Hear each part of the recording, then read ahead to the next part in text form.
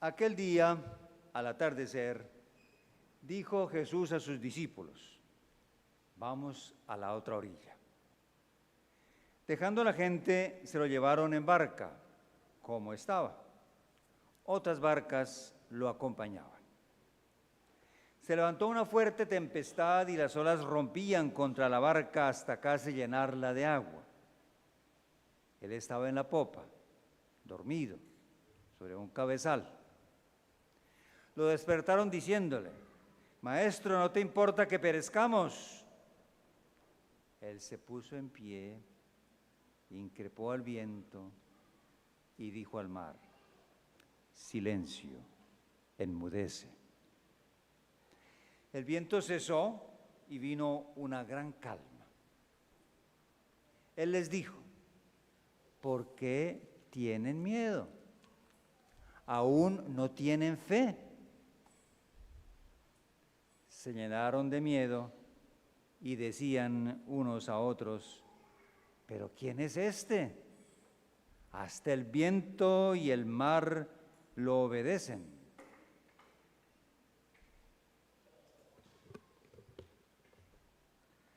Palabra del Señor.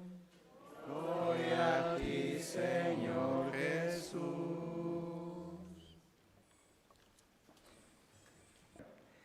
Vamos a meditar un poquitico en estas lecturas que hemos oído. Resulta que Job, como lo dijeron al comienzo, un poquito, algo se oyó de lo que nos dijeron, fue un hombre que le iba muy bien. Tenía todas sus posibilidades de éxito y tuvo fincas, casas, hijos, ganados, propiedades, prestigio, buen nombre. Pero a este pobre Job le llegó la mala suerte, diríamos en lenguaje nuestro, popular.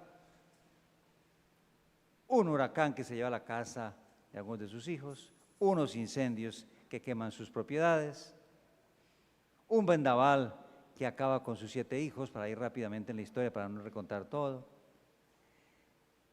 Y luego, pues él mismo, en su salud personal, problemas en la piel, casi como lepra. Su esposa que lo quería tanto, pero Job, por Dios, usted va a seguir confiando en Dios. Maldígalo, déjelo de lado. ¿Qué cuento es seguir creyendo en ese Dios? Dese cuenta cómo le respondió a usted, piadoso y rezandero, y fíjese que se murieron nuestros hijos, se acabaron las fincas, se acabó el dinero, se acabó el ganado. Vaya al diablo con ese Dios.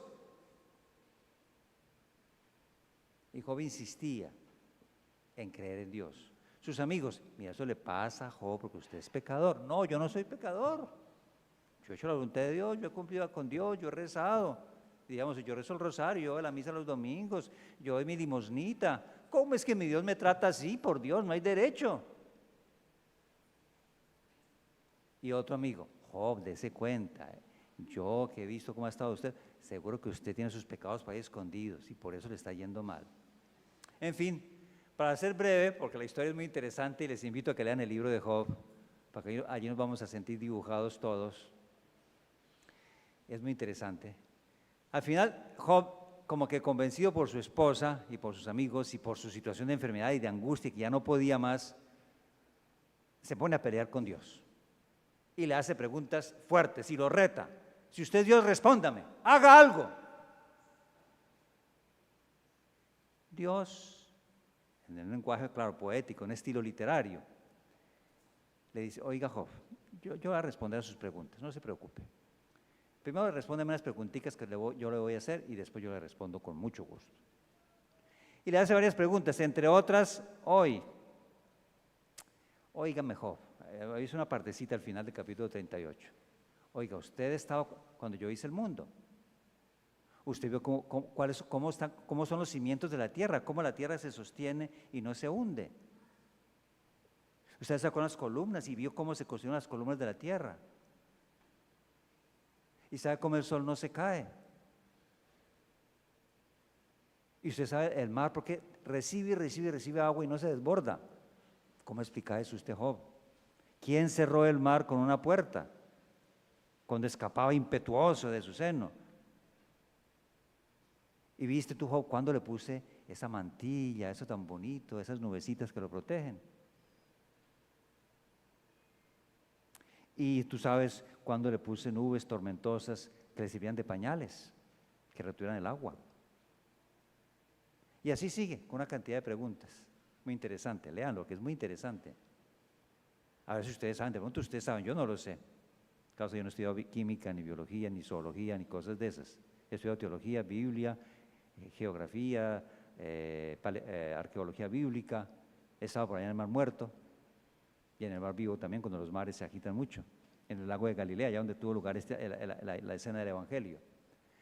Finalmente de pregunta, ya podía hacer muchas preguntas. Job se da cuenta que no es mucho lo que él sabe.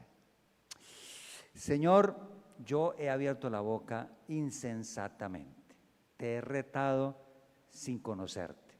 Te conocía de oídas. Algo me habían dicho de ti. Pero ahora me doy cuenta que eres mucho más poderoso y mucho más grande de lo que yo me imaginaba. Mejor me voy a callar y no voy a volver a protestar contigo. Ayúdame a creer en ti y a hacer y a aceptar y mejor a trabajar con lo que me vas dando. Entonces, no se trata, uno lee el libro y uno piensa, uy, ese Dios es demasiado mandón, abuso de autoridad, abuso de poder, hay que demandarlo, como hoy en día en las escuelas y en los gobiernos de hoy en día lo denuncian a uno por abuso de autoridad y de poder. Uno lee el libro y se queda con la sensación de que es un Dios fastidioso, un Dios maleducado, un Dios regañón, un Dios que nos aplastaría. No, es un diálogo que se establece y en ese diálogo Job reconoce que hay que darle el puesto que hay que darle a Dios.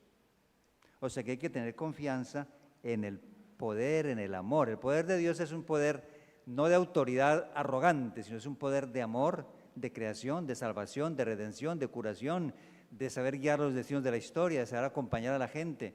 Es un Dios que no se le ha salido de las manos la historia. Es un Dios que crea, que organiza, que da a cada ser su modo de ser, que da a cada ser sus leyes, sus leyes, lo que le llamamos la ley natural. Es un Dios ante quien hay que saber admirarse, ante quien hay que saber actuar con respeto, colaborar con Él. Y ante ese Dios, ¿qué hay que hacer? Lo diría el Salmo, démosle gracias al Señor, eterno es su amor. Den gracias al Señor porque es eterna su misericordia. Frente a estas maravillas de la creación, de la historia, de nuestro propio ser, fíjese que Dios lo fue formando a cada uno de ustedes en las entrañas de su mamita. Fue formando cada célula. Conocía sus días antes de que llegase el primero. Él lo fue entretejiendo en las entrañas de su señora madre. Él te conoce profundamente. ¿Qué tanto conoces tú a Dios? ¿Sabes por qué el óvulo y el espermatozoide se multiplican? Sí, puede haber explicaciones biológicas, las hay, pero eso alcanza a explicar el milagro de la vida. Entonces, ante esta maravilla de un Dios que sabe por qué y cómo hace las cosas, atrevámonos, arriesguémonos a creer, a darle crédito, a confiar en Él.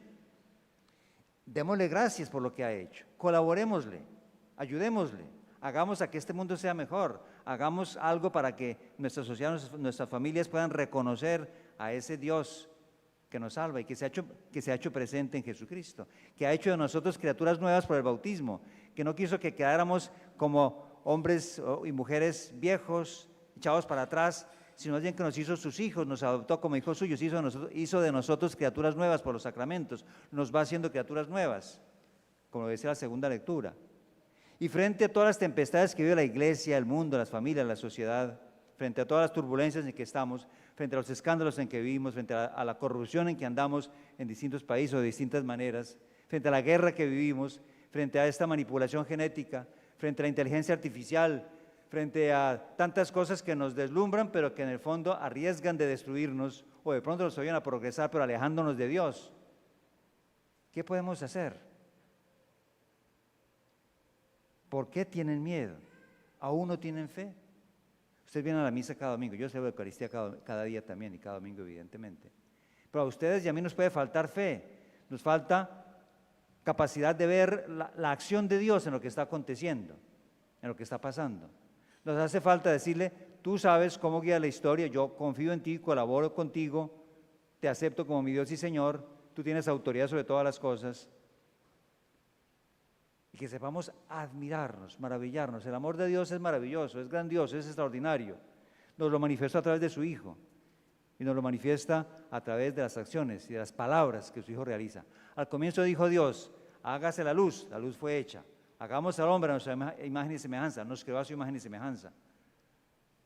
Haya una luz para el día, otra luz para la noche. La creación fue maravillosa. Pues de la misma manera nos ha creado a nosotros y hoy nos dice, yo estoy con ustedes, no teman. ¿Qué le dijo a María? No temas, el poder del Altísimo vendrá sobre ti y te cubrirá con su sombra protectora. ¿Qué le dice a Pablo cuando Pablo se siente temeroso? Mi gracia te basta. ¿Qué le dice a Jeremías cuando dice, mira, yo soy un niño, no puedo ser tu profeta? No tengas miedo, a donde yo te envíe irás y lo que yo te mande dirás. A José, no entiende mucho. Toma a tu mujer, lo que hay en María es obra de Dios, no tengas miedo. No tengan miedo, no tengan susto, confiemos en Dios. Una cosa interesante que yo encontré preparando mi homilía, que se la voy a leer, porque es explicando esta parte del Evangelio de San Marcos, no es muy largo. Hasta la semana pasada tuvimos en los domingos varios relatos de evangelios, de milagros, perdón. Y hoy acudimos a uno que es esta tempestad calmada. Los milagros de Jesús ponen de manifiesto su identidad. ¿Quién es Él? Aquí se pregunta, ¿quién es este? Hasta el viento y el mar le obedecen. Pues claro, este es Hijo de Dios, este es más que un profeta, este es más que Juan Bautista, este es más que cualquiera de los profetas, Isaías, Jeremías o cualquiera de los otros profetas. El poder de Dios se manifiesta en Jesús. Y entonces el evangelista nos muestra 4 milagros importantes. Uno, el poder de Jesús que no tiene límites al calmar esta tempestad. Segundo, Él tiene poder entonces sobre las fuerzas de la naturaleza. En segundo lugar, en territorio pagano, Él es capaz de curar personas que le pedían su ayuda. En tercer lugar, los apóstoles son testigos de ese poder de Jesús. Y en fin, como en las parábolas se reafirma que también en Jesús se manifiesta el poder y la fuerza de Dios, y sus discípulos lo van acompañando. Yo les invito entonces a que la liturgia de este domingo nos ayude a que en medio de las crisis, de las dificultades en que vivimos personalmente o como iglesia o como sociedad o como humanidad, no perdamos la fe, no tengamos miedo. Que sepamos reconocer en lo que el Señor va haciendo esa acción poderosa. Su palabra, su presencia, su acción son eficaces. Lo que Él dice se hace, lo que Él propone se realiza. No solo palabras, no son solo palabras, son palabras y acciones conjuntamente realizadas, integradas. Las palabras comprueban los hechos y los hechos comprueban las palabras y las palabras explican los hechos.